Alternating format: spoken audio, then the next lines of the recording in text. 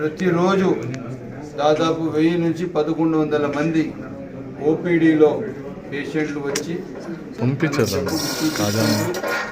ఇక్కడ ఓపీడీలో వాళ్ళ వైద్యరీత్యా పూర్తిగా డాక్టర్లు సహకరిస్తున్నారు. కొత్తగా దాదాపు 63 మంది నర్సెస్ వచ్చారు. పూర్తి స్థాయిగా 100 మంది నర్సెస్ ఉన్నారు. ఇప్పుడు డాక్టర్స్ కూడా దాదాపు 80 నుంచి 90 మంది డాక్టర్స్ ఉన్నారు ఇక్కడ. ఈరోజు మదనపల్లి హాస్పిటల్ వచ్చి ఆ రోజు నేను ఫస్ట్ టైం ఎమ్మెల్యే ఉన్నప్పుడు 10, 11, 12 3 సంవత్సరాలు స్టేట్ కంబైన్డ్ స్టేట్లో ఆరోగ్యశ్రీ ఫస్ట్ వచ్చింది.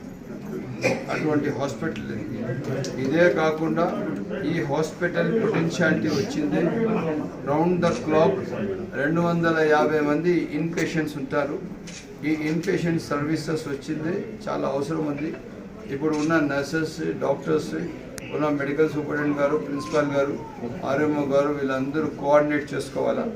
కోఆర్డినేట్ చేసుకొని the best service in the health and medical ఇవ్వాలా. అది నా ఒక ఆలోచన, నా రిక్వెస్ట్ కూడా.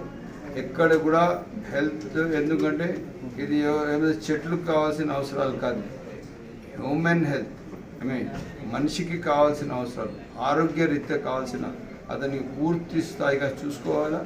ఏ అవసరం వచ్చినా కూడా కార్పొరేట్ స్థాయిల్లో మన హాస్పిటల్ పనిచేయాలి. ఆ విధంగా మనం అందరం తయారు. ఒక డాక్టర్ వచ్చి ఒక రోజు 20 మంది పేషెంట్లు అటెండ్ చేస్తే కూడా ఆ 20 మంది పేషెంట్లు ఆ డాక్టర్తో సాటిస్ఫై కావాలి. నర్స్ ఒక రోజుకి 20 మంది పేషెంట్ అటెండ్ చేస్తే కూడా ఆ నర్స్ పర్ఫార్మెన్స్ ఎలా ఉండాలంటే పూర్తిగా వాళ్లకు అంత మంచి హాస్పిటాలిటీ ఇచ్చినట్లు ఉండాలి. So this is the face of the hospitality. ఇక్కడ ఎక్కడ కూడా వేరే దానికి తావు లేదు. Service is the motto. చాలా బాధ్యతగా పనిచేయాలా. అందుకోసం నేను డాక్టర్స్కి రిక్వెస్ట్ చేస్తున్నాను, నేను నర్సెస్కి రిక్వెస్ట్ చేస్తున్నాను, దయచేసి మీరు ఇంకా బాధ్యతగా పనిచేయాలా.